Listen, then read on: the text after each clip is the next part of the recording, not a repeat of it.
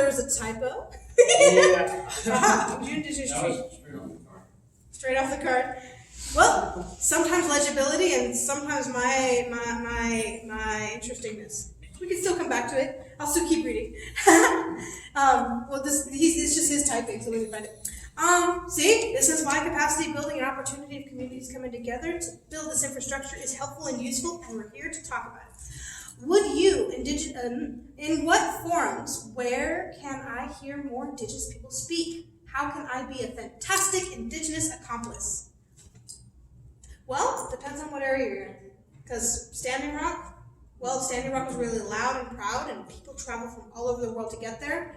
And then I, as a Native person, have really small gatherings with small followings because we have a lot of competition of Bay Area Native gatherings happening every freaking minute. My cousin is constantly saying, man, it used to be like every 2 months there was a Native gathering that we got excited to go into. Now there's one every 4 minutes that we feel sad that we can't be at. Which means there's a capacity opportunity. If anyone has technology skills, we love live streaming because there are community members who don't have the opportunity to go to everything, but we still want to witness and engage. So what does it mean for someone who has some of these technological skills to go there, ask permission, and do things in a good way, and then live stream? Or say, hey, I got these things. I want to help your community amplify your voice, if that is so what you request. I would love that. Because our Bay Area would love that, because many of the events are public gatherings. I would love to see all the things. I would love to witness the community members. I would like to see my cousins out there representing. I'm sad that I can't see them because I'm handling this over here and they're handling that over there. We barely ever get to see each other. So I would love that. Yeah. Accomplice. My eyeballs. Let's see. Faith, accomplish. I don't know. What does that mean? Something that's been done already. Faith, accomplish. I should So who's English more. Callie, what's Indigenous? Would you treat with? I apologize. Would you indigenation treat the once it's all done? Well, I would hope so. I would hope that we would talk about it. Why more listening sessions need to happen? Do you think that that a plurinational government combining Indigenous and non-Indigenous people can work?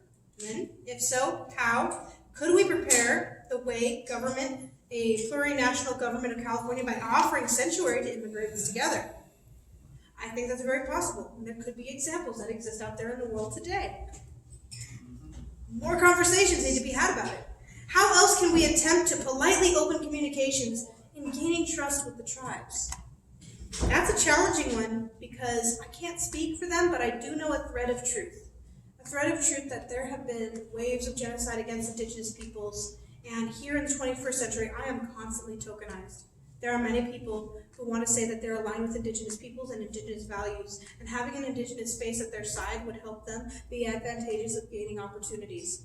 And then they sometimes forget what it means to have the integral responsibility of maintaining that friendship, that collaboration, that effort. And so the tokenization burns extra hard because I was brought into a conversation being thought that I was going to be honored and respected as a collaborator, as a partner, and then I don't feel part of the decision-making process. I feel like I'm only showing up for only parts of it.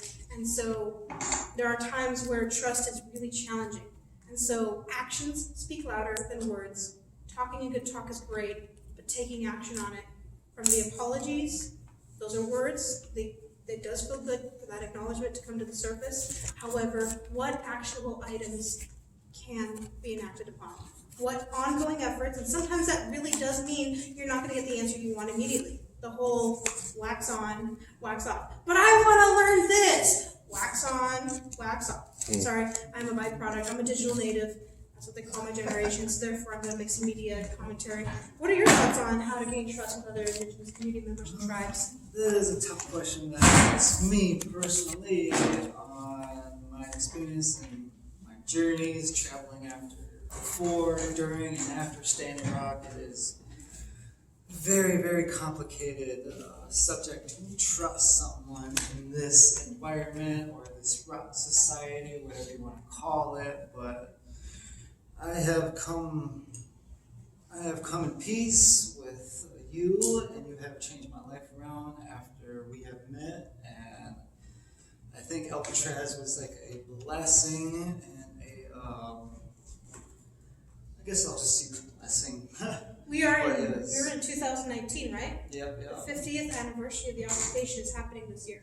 Yeah, I am so enthusiastic to be alive to witness the 50th anniversary of Alcatraz occupation back in 1969. Now I have some AIM members, but I don't want to talk about them because I am my own man, and being Indian is another thing. But anyways, to get to the short story, is that we're all coming together, we're all reuniting, and trying to discuss to be taking part of this community that is going to be growing and growing and growing constantly in these next generations.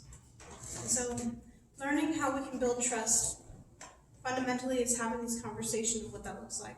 Because trust is different to all of us. Some of us who might be wronged may have trouble trusting ever again. Some of us give opportunity after opportunity after opportunity, naively giving opportunity to new opportunities because, well, that's a different case, a different scenario, a different context. And some of the scars are really painful and some are superficial, but to build trust is to take action. And I feel as though Return California is taking this step in standing in solidarity with Indigenous peoples, having heard the mission and conversation of saying, well, if you're thinking about saying exiting California and having conversations of what it means to take back or take away or secede from or any given bit, what does it mean to look at the Indigenous peoples who've always been stewarding those lands? How do they feel about it? Okay, how do they feel about it? Well, let's find out. Let's not speak for them. Let's not put out one survey and then get some responses and speak saying these answers were the only people who responded. No, let's set out on a mission and hopefully build some trust and hopefully get engaged with the community and learn along the way, maybe make some mistakes and maybe grow from them, but take action. And so that's what it means to have a listening conversation. And so I'm here for that reason. I want to hear what the community says. I'm kind of on board with this. I know it's an intense journey and I don't know what it's going to look like, but I think it would be better than business as usual, operations as usual, because I am unhappy with how life is.